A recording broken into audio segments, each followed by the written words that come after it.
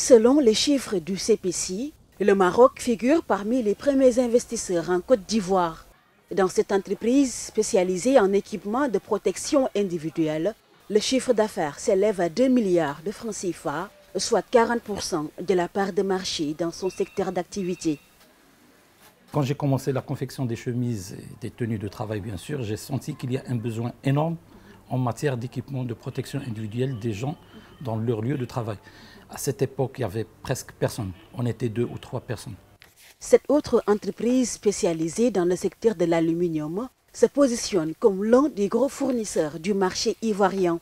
Ici, nous retrouvons Saad El Hamzaoui dans ses nouveaux locaux. Aujourd'hui, des sociétés font partir plusieurs personnes de leurs employés pour des formations régulièrement au Maroc.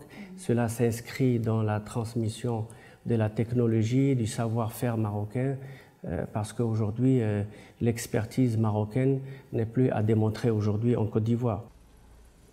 Au-delà de l'économie, l'aspect social est aussi pris en compte dans le co-développement. Madame Benani vit à Abidjan depuis une trentaine d'années. Ma fille, elle a eu son master et elle ne veut pas travailler au Maroc. Elle dit qu'elle est née en Côte d'Ivoire, qu'elle veut revenir travailler ici d'abord. Je suis, alhamdoulilah, bien ici. Je me sens comme chez moi. Je suis respectée partout où je vais. Tout le monde me connaît. Et ça me fait de la fierté que je sois marocaine, que je vis en Côte d'Ivoire il y a très très longtemps. Enfin, les investissements marocains en Côte d'Ivoire se matérialisent surtout à travers d'Hercule Projets, entrepris sur la baie de Cocody.